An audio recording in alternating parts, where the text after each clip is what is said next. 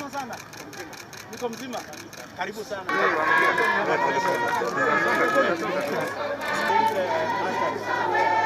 So I'm requesting you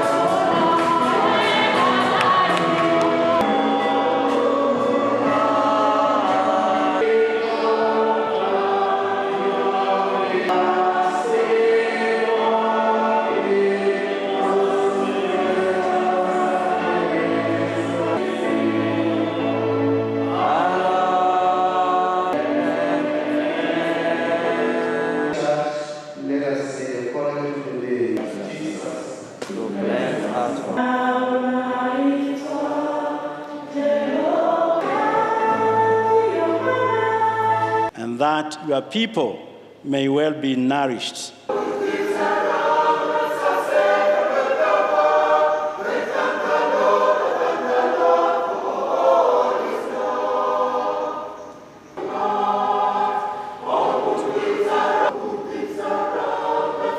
Put their trust in the Lord. Blessed is the man. Chapter 29. Chapter 29.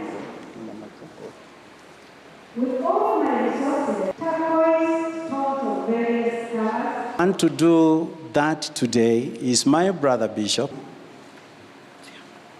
The parable of the mustard seed and the beast. Planted in the view. Part of the hair come and part in the branch.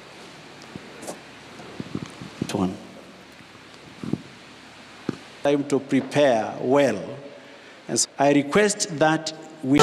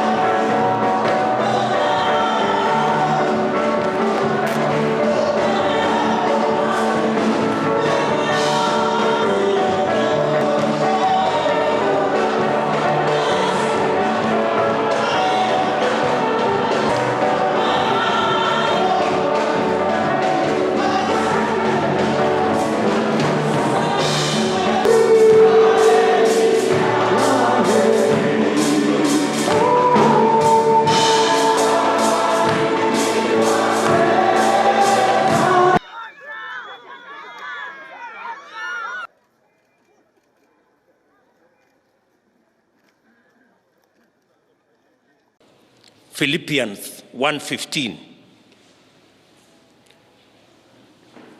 Philippians 1:15, Paul says, "It is true that some preach Christ out of envy and rivalry, but some preach Christ out of goodwill." Lakini mstari wa 18 katika hiyo Philippians 1 inasema, "But what does it matter? What is important is that Christ is being preached in any way,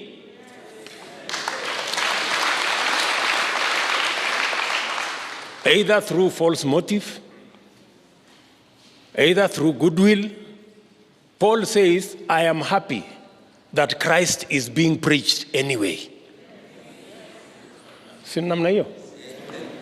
Unajua kuna watu wanahubiri neno la Mungu, wengine kwa chuki, wengine kwa kupenda, lakini Paulo anasema na mimi nimefurahi kama wewe unahubiri neno la Mungu kwa kushindana, kama unahubiri kwa chuki, kama unahubiri kwa kupenda, bora neno la Mungu linahubiriwa. Paulo anasema mimi nimefurahi.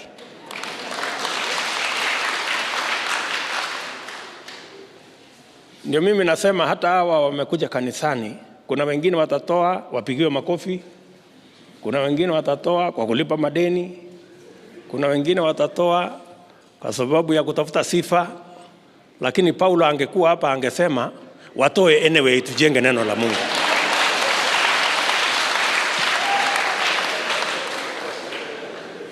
Sijui kama angesema hivyo, pengine angesema nasema tu kwa sababu ya kusoma neno la Mungu.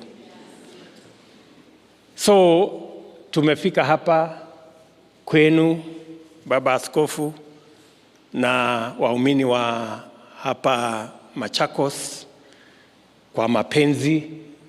Asante sana kwa kutualika.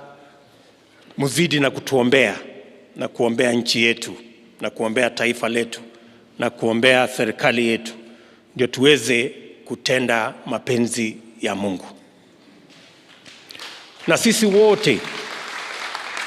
sisi wote tuliopata baraka ya nafasi ya kuongoza katika taifa letu katika viwango mbalimbali,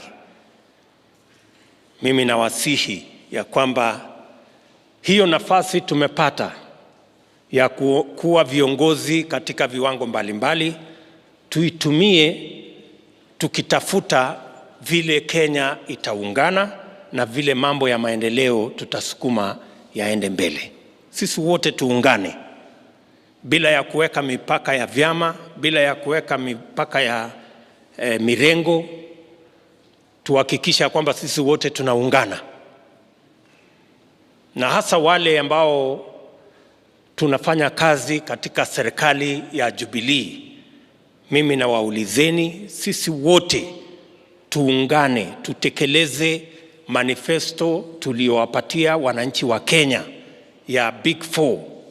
Tushughulikie mambo ya kuzalisha chakula zaidi, tuondoe njaa, mambo ya housing na manufacturing, tuongeze nafasi za kazi, na mambo ya universal health coverage, tupunguze gharama ya matibabu kwa Wakenya wengi. Hayo ndio malengo tuliotoa kwa wananchi wa Kenya, na mimi nawauliza sisi wote tuliopata nafasi hiyo ya kuongoza katika viwango mbalimbali, tuwe wapole, tuache vishindo vya kiburi na makali ya matusi, tupunguze, ndio tuweze kufikia yale malengo Mheshimiwa Rais na serikali yetu ya Jubilee tuliweka kwa minajili ya kutekeleza maendeleo katika taifa letu la Kenya. Sisi wote tuungane bila ya kuweka mipaka ya vyama, bila ya kuweka mipaka ya mirengo. Tuhakikisha kwamba sisi wote tunaungana, na hasa wale ambao tunafanya kazi katika serikali ya Jubilee. Mimi na waulizeni, sisi wote tuungane, tutekeleze manifesto tuliowapatia wananchi wa Kenya ya Big Four. Tushughulikie mambo ya kuzalisha chakula zaidi, tuondoe njaa, mambo ya housing na manufacturing, tuongeze nafasi za kazi, na mambo ya universal health coverage, tupunguze gharama ya matibabu kwa Wakenya wengi.